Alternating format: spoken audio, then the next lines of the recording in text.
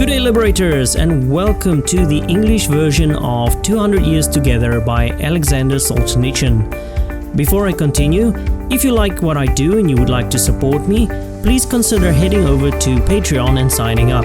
Or alternatively, if you prefer another platform, head over to Subscribestar. Your help is greatly appreciated.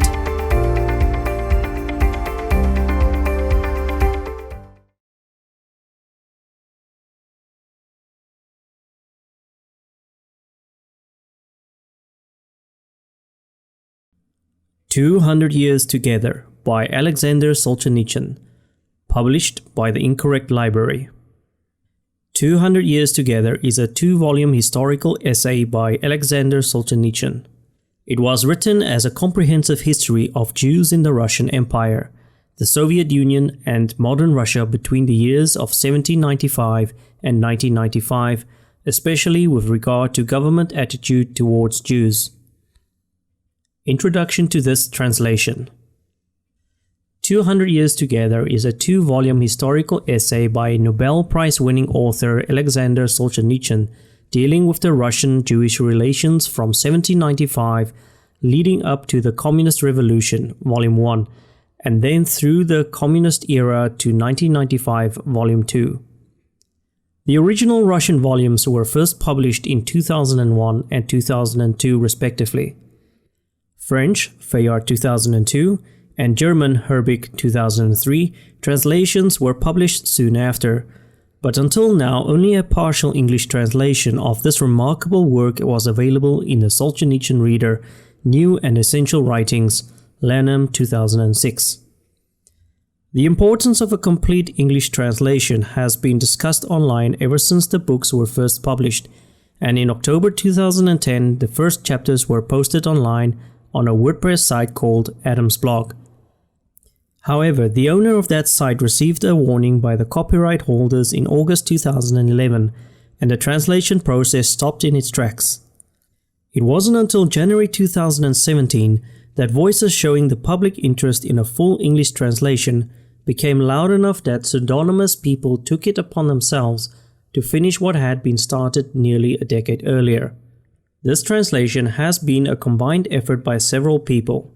Chapters 4 and 5 from Volume 1, as well as chapters 13 and 14 and 16 to 27, were translated pseudonymously by multiple people and posted online in 2010 at https://200yearstogether.wordpress.com. Some of these chapters did not have English footnotes. Chapters 2, 3, and 6 through 12, as well as Chapter 15, have been translated between February and March of the year 2017. They were made available pseudonymously by David and Davina Davison at https://200yearstogether.wordpress.com. These chapters were translated from French. Chapter 1 is of unknown origin. It was posted on 8chan in PDF format. Some footnotes from the French edition have been edited in. The translation for this chapter is not complete, and a better version will likely be made and included in future editions of this work. Other translations of some of these chapters can be found online. There exists an alternative partial translation of chapters 2, 3, and 6 from the original Russian. I decided to use the one made by the Davisons because the writing was of superior quality and no difference in the content was found. If you find any errors in this publication, look for my contact details at the Incorrect Library, Shadele, March 2017.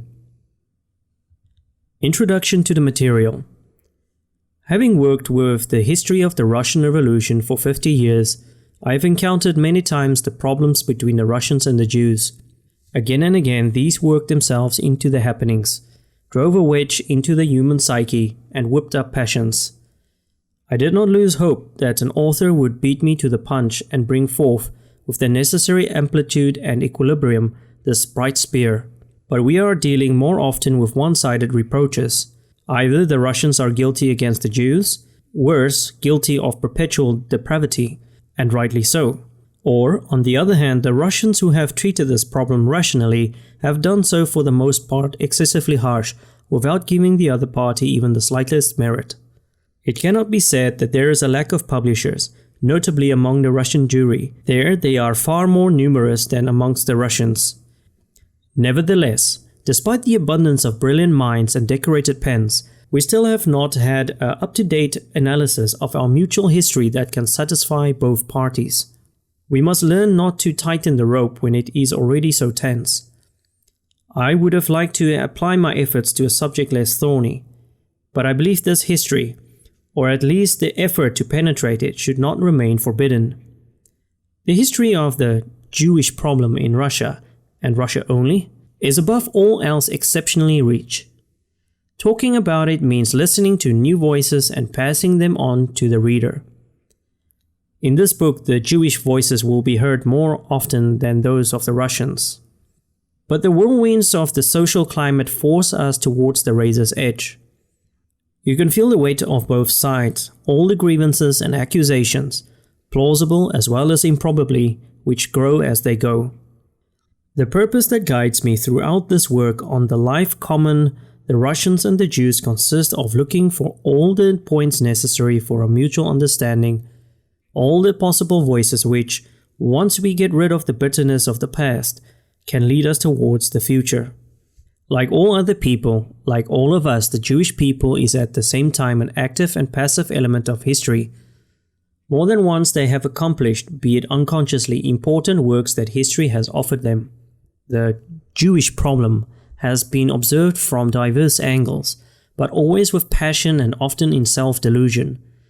Yet the events which have affected this or the people in the course of history have not always, far from, been determined by this one people, but by all those who surrounded it. An attitude that is too passionately for one party or the other is humiliating to them.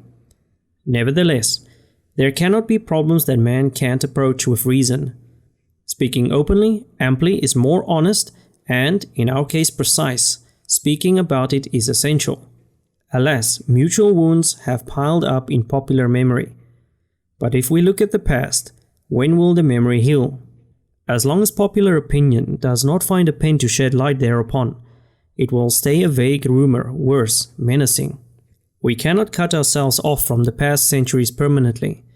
The world has shrunk, and whatever are the dividing lines, we find ourselves neighbors again. For many years I have delayed writing this book. I would have been glad not to take this burden upon me, but the delays of my life have neared exhaustion, and here I am. I have never been able to acknowledge anyone's right to conceal any of what has been. Neither can I accept any agreement founded on bringing false light on the past. I call both parties, Russian and Jewish, to look for mutual understanding, to recognize each other's share of the sin, because it is easy to look away. Surely this is not us. I sincerely strive to comprehend the two parties in the presence of this long historical conflict. I plunge myself into the events, not the polemics. I want to show. I won't enter into the discussions except for those extreme cases where fairness is covered by layers upon layers of lies. I dare hope that this book will not be received by extremists and fanatics, that on the contrary it will favor mutual understanding. I hope to find caring people amongst the Jews as well as the Russians. Here is how the author envisaged his task and ultimate goal: to try and foresee, in the future of Russo-Jewish relations, accessible ways that could lead to the good of all. 1995. I wrote this book by bending myself only on what the historical materials told and looking for charitable issues for the future. But let's face it, in recent years the situation in Russia has evolved in such a drastic fashion that the problems studied herein have found themselves relegated to the background and don't have the acuteness today of Russia's other problems. 2000. On the perimeter of this study, what could be the limits of this book? I am fully aware of the complexity and breadth of the subject matter. I understand that it is also a metaphysical aspect. It is even said that the Jewish problem can be rigorously understood only from a mystical and religious point of view. Of course, I recognize the reality from this point of view, but although many books have already touched the subject, I think it remains inaccessible to men, that it is by nature out of scope even for the experts. Yet all the important purposes of human history contain mystical influences. This does not prevent us from examining them on a concrete historical plane. I doubt whether we should necessarily call upon superior considerations to analyze phenomena which are within our immediate reach. Within the limits of our earthly existence, we can make judgments on the Russians as well as on the Jews, starting from lowly criteria. As for those above, let's leave them to God. I want to clarify this problem only in the categories of history, politics, and everyday life and culture, and almost exclusively within the limits of the 2 centuries of Russians and Jews living together in one state.